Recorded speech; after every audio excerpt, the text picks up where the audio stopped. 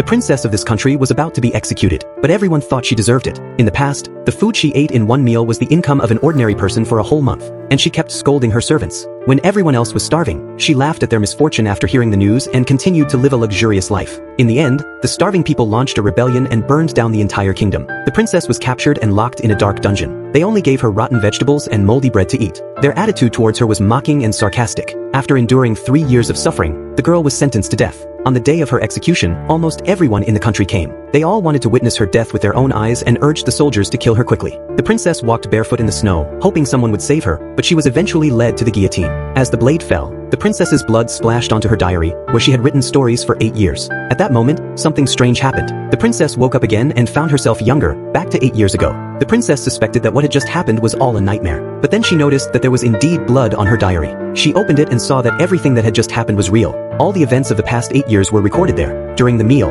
the princess looked at the exquisite food in front of her and began to daydream. The chef thought the princess was dissatisfied with the food, but the princess just smelled the food in the spoon, hesitated for a while, and then chose to eat it. Suddenly, the princess's eyes widened, and she didn't even notice that the spoon had fallen. This scene startled the chef beside her. The princess was shocked because she had always hated tomatoes before. She couldn't believe that tomatoes were so delicious.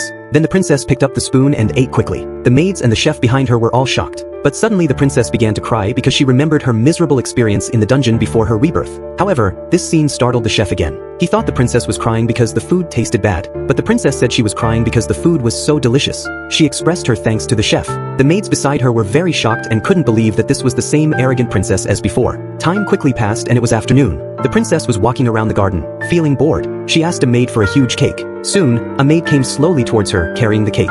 The princess was very happy when she saw the huge cake in the maid's hands. Suddenly, the maid tripped over a stone and fell onto the cake. The cream splashed onto the princess's face. The maids thought the princess would be angry, but the princess just wiped the cream off her face and asked if the maid was hurt. The maid was very surprised. The princess remembered that when she was in the dungeon before her rebirth, only this maid had come to see her and had persisted for 3 years. And in the extremely foul-smelling dungeon, the maid would gently comb the princess's hair. The princess didn't understand why she was so loyal because she had not been kind to her. However, the maid still came to see the princess the day before her execution. The princess was very grateful for her company and care over the years, but as she was about to be executed, she could only hope for the maid's forgiveness. Thinking of this, the princess finally had the chance to repay the maid's loyalty. So from now on, she decided to make the maid her personal maid. The other maids were puzzled because this maid not only seemed clumsy but also came from the lowest class of commoners. But the princess didn't care. She just wanted to repay this loyal friend. When the princess returned to her bedroom and looked at the records in the books, the shadow of execution was still in her mind. So she immediately went to the royal library to learn about the current situation because she had never paid attention to these things in her previous life.